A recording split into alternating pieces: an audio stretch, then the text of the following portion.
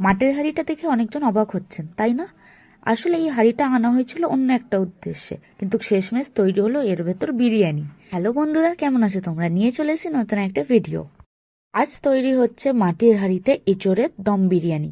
আসলে কিন্তু এই হাঁড়িটা আনা হয়েছিল মিষ্টি দই পাতার জন্য, কিন্তু পরে মায়ের মনে হলো যে এর ভেতর দই না পেতে এর ভেতর কিন্তু দম বিরিয়ানি করা যাক। চলুন আপনাদের সাথে রেসিপিটা শেয়ার করি। আমাদেরও কিন্তু এটা ফার্স্ট টাইম আর মাটির হাঁড়িতে কিছু রান্না করার।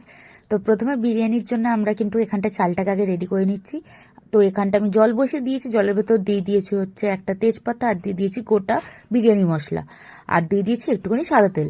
তো এইদিকে জলটা হালকা ফুটে আসলে আমরা কিন্তু চালটাকে দিয়ে ভালোভাবে সিদ্ধ করে চালটাকে নামিয়ে নেবো। তো এই দিয়ে কিন্তু আমি মাটির হাঁড়িটা বসিয়ে দিয়েছি।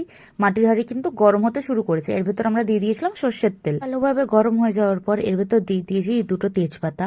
তেজপাতা ভালো করে একটু ভাজা হয়ে গেলে এর ভেতর দিয়ে দিয়েছি আমরা বাটা মশলা।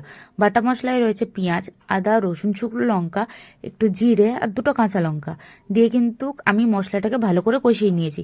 মশলাটা ভালো করে কষানো হয়ে গেলে এর ভেতর আমরা কিন্তু কিছু মশলা দিয়ে দিয়েছি। মশলায় রয়েছে নুন, হলুদ, জিরের গুঁড়ো, ধনের গুঁড়ো আর সমস্ত গুঁড়ো মশলা দিয়ে কিন্তু বাটা মশলাটা ভালোভাবে কষানো হয়ে গেলে এর ভেতর দিয়ে দেবো আগে থেকে কেটে রাখা এঁচড়। এঁচড়গুলো দিয়েও কিন্তু আমরা ভালোভাবে মশলাটাকে কষিয়ে নেবো। এঁচড়টা ভালো করে মশলার সাথে কষে গেলে এর ভেতর কিন্তু অল্প পরিমাণে জল দিয়ে দেবো। জল দিয়ে কিন্তু একটু নেড়ে ছেড়ে আমরা কিন্তু এটাকে ঢাকা দিয়ে দেবো। যতক্ষণ এঁচড়টা হচ্ছিল আমি খালি ভাবছিলাম মাটির হাঁড়িটা না ফেটে যায়, মাটির হাঁড়িটা না ফেটে যায়। মা বলছিল ফাটবে না, ফাটবে না, ফাটবে না, কিন্তু আমার মনে হচ্ছিল যে এই যে ফেটে না আমার গা হাত পায়ে পড়ে। তো মা বললো কিছু হবে না।